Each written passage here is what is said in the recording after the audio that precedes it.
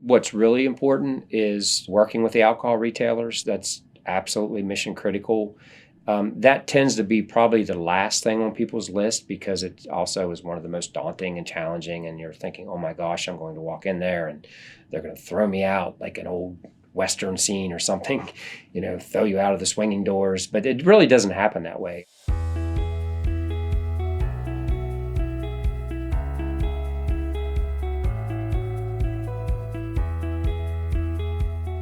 Frostburg State University is a comprehensive, student-centered institution dedicated to providing a quality education that leads to real-world success. At Frostburg, off-campus drinking, particularly at the local bars, was a cause of concern and had less than positive effects on the community. In 2006, the university began collaborating with community partners, including bar owners, to change the culture regarding alcohol use. This is their success story.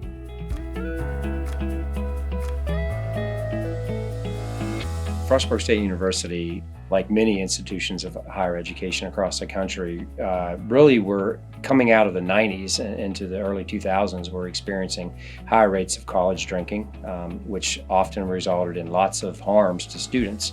Frostburg, being in Western Maryland in a smaller town, kind of had that reputation. It was a place to go if you wanted to go to a state school in Maryland. Had a robust kind of party image. And certainly every college wants to have a good reputation. Having a reputation of being a party school when you're a small to medium-sized college is not really helpful with your enrollment. Right after President Gibraltar arrived, unfortunately, one of our students assaulted a community member in a state of intoxication, and late one night, that resulted in a serious injury and hospitalization. And I think that was enough for a new president to say, you know what, we really have to get a handle on this. We have to do more. We have to be a better steward of what's expected of us being a community partner. Like lots of institutions, he said, look, we need to really go to a task force, pull together some collaborators among the institution, and really start looking at best practices. How are institutions across the country addressing this among their student population? The Maryland Collaborative to Reduce College Drinking and Related Problems started building some steam. Lots of states had collaboratives that were really effective, and that provided a significant resource to us. We started building a coalition with our university neighbors, along with city officials, including the mayor, the city administrator, the public safety commissioner, and anybody else in terms of retailers, businesses on Main Street that were concerned about vandalism. But also we knew that we needed to bring some of the alcohol retailers to the table. So we really developed a strategy for how we would do that. When we first started going to some of the alcohol retailers, we were concerned that, many of the retailers, as they should be as business owners, they were always concerned about their profit. And we knew that was always going to be a challenge to get them to come to the table. Alcohol retailers, like all businesses, are motivated by profit, as they should be. And so having an understanding of that and a willingness to embrace that as a prevention person, you have to go into the conversation with that in mind. And that is not to say that retailers aren't great people in their communities and that they're not, responsible business owners, but sometimes you have to understand that there needs to be other incentives. We're not just asking you to be responsible, although that's a good idea and it's good for your business and it's good for the community. We're also going to help you do some things that were generally at minimal cost for us. When we would show up that very first meeting, we would have a copy of the cooperating tavern agreement. It would have expectations for the retailer, and it would also say, hey, here's 10 things that we can do for you as a coalition. Hey, we can help you with marketing. What also got them to the table was we had a number of our staff who were certified as TIPS instructors. That's training for intervention procedures, which is one of the state of Maryland recognized responsible beverage service trainings. Generally, it would cost them about $100 to train each staff. We said, hey, we'll do it at our cost. Our cost was about $15. We had a bar in town that was called Wild Things, and fitting name, and the police were there every Thursday, Friday, Saturday night.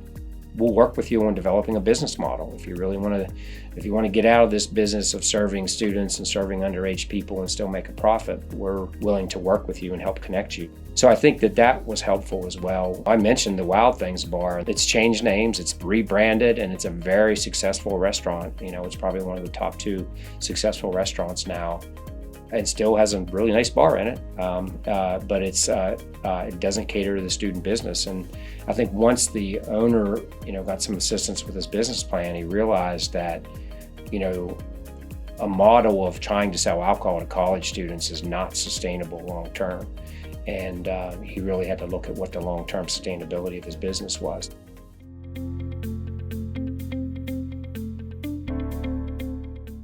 Looking to address off-campus drinking in your campus community? Here are 3 actions to consider. 1. Develop mutually beneficial relationships with alcohol retailers. Start small, select some retailers where you think you can have some success.